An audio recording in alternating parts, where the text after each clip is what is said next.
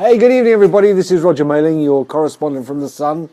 It's been a glorious day here, wall-to-wall sunshine, and I know my poor friends in the United Kingdom are suffering with snow and frost. Hey, but that's why I moved.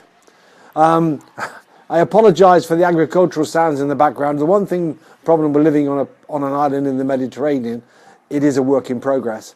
And every now and again, we have to live with builders and everything else. So, my topic for tonight is very simple. This: always be a student. Now, people have said to me, why is it you know what you know? Assuming I know a great deal, but I seem to know lots of things. They want me in quizzes and various bits and things. And the reason for that is because I've always been a student. I've always had a fascination for books. I've always had a fascination for looking and watching at things that educate me rather than necessarily entertain me. So my subject tonight is what I read, and to be honest, it's too big a topic to cover the whole of tonight. So I might do it for the rest of the week. But my main thing is that there are a few things. I've got a list here of some, and what I would recommend that people read. But before I actually mention any books, how do you read? Well, basically, over time, what I've done is I've found a technique that works for me. I don't know if it'll work for you, but I will tell you what works for me. And that is, I read the book as a pure exercise of reading and enjoyment. Then I put it away. Probably, I read another book. Excuse me. Swallowed a fly. Then I come back to it a week, 10 days, 2 weeks later, a month later maybe. And then I study it as a student.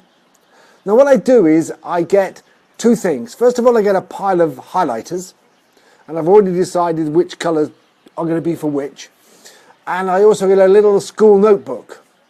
And I put the author on the top of the notebook, and then I have various pages. And things like aha moments. In other words, things that I've seen that made me go, aha. Learn.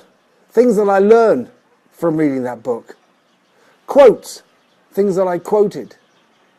Inspiration. Well, the list is endless. You can go through and you can decide what it is that you actually want to highlight in the book. Some books have lots of highlights in, some don't. But mainly, there's quite a few. And what I've done is that I've got about 5 or 10 pages for that author. I've sort of put it, I have 2 pages so that I can work with plenty of space. And what I do is I read the book and I highlight in various colours all those little bits and pieces that I have highlighted as ahas, inspiration, quotes. Then when I finish the book, I go back with my school notebook and I write down in the school notebook all the things in the relevant colours that I have learned from reading that book. And that becomes my reference source. And I haven't got them with me because they're in fact being shipped out to me from the UK, but I've got loads and loads of these school notebooks that I've got quotes in, I've got information in, I've got things I've learned in. Why? Because I like to go back into it. Rather than read the whole book, I read the things that I really took from it. And every now and again, like I've just recently read Think and Grow Rich Again by Napoleon Hill, I analyse my highlights, and if I've got something new, I add it. So that's my way of making sure that I become a student. I learn. And I try and pass that on to people as I talk, doing things like this video, or talks I do for some groups that I work with, some brains trusts, if you call them, or master groups. But there are out there some really, really true classics that if you want to improve your mind, I would recommend that anybody and everybody gets their hands on. Now, there are 2 types of books now. When I first started this, there was only the physical hardback or softback book. But now you've got audio tapes.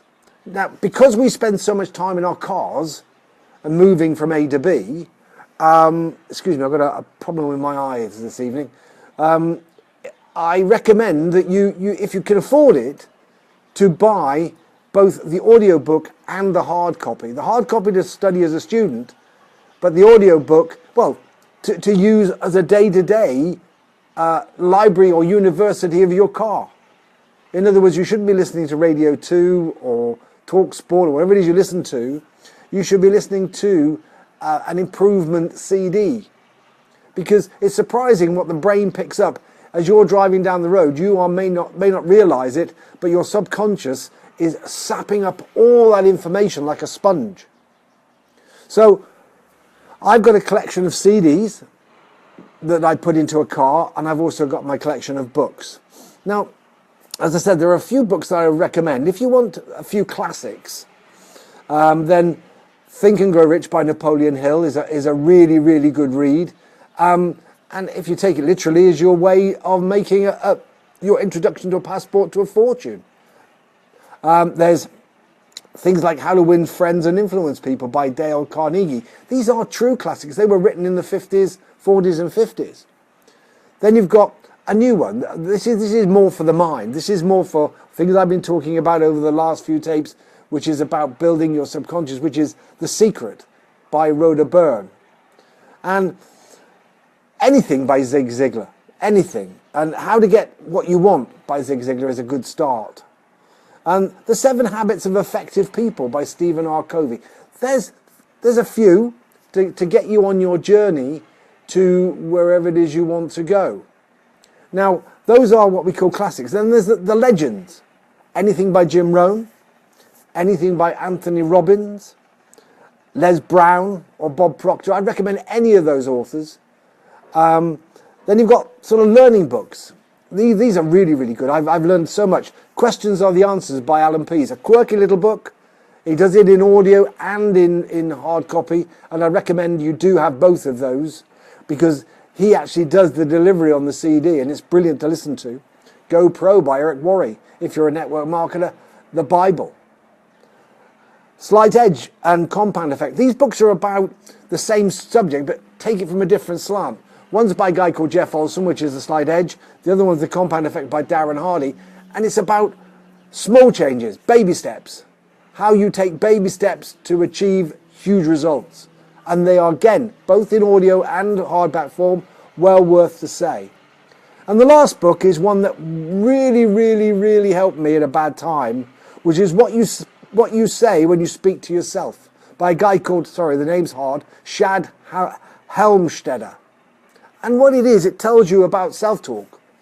And it also gives you, what's the word I'm looking for now? Basically what you say to yourself, they're mantras. The things you can say to feed your mind the correct words you need to get yourself out of a situation you're in. And I used them all the time. I used to sit in my car before going to a meeting, found the one that suited me for that meeting, and then I would read it out and basically repeat it to myself time after time after time before I went into the meeting to get my mindset right. See, the mind is a wonderful thing. It does what you tell it to do, but it also instructs you about things you maybe don't realize. Because the subconscious is the most powerful element you have and has ever been created for you to use, should you choose to use it. So there's a few. There are a couple of people like John C. Maxwell is again a great source of inspirational material. And I'm sure I've missed many, many more. But if I think of them over the next few days, I'll pass them on in future broadcasts. But becoming a student is vital for anybody. I don't care who you are. If you want to improve yourself, you want to improve your life, you've got to learn. You've got to learn what it is you need to know to move forward. And it's certainly fed me well, because what else have you got to do? You watch television. What's on television these days? X Factor? The soaps? Reality TV that's not real? All those things. Whereas if you could spend an hour with a good book every evening, or make sure your car is the library of the car. In other words, you have a CD in your car that's teaching you things rather than listening to, in my day it was Jimmy Young, but it isn't that now, it's Chris Evans and all those people. You'll be amazed the difference it makes to you in a Slight Edge and The Compound Effect over a day, a week, a month, a year. So this is Roger Maley, your correspondent from The Sun. I hope the tractor in the background hasn't really ruined too much. But that's what you have to live when you live in an island that's a work in progress. And I look forward to seeing you tomorrow. Take care. Bye-bye.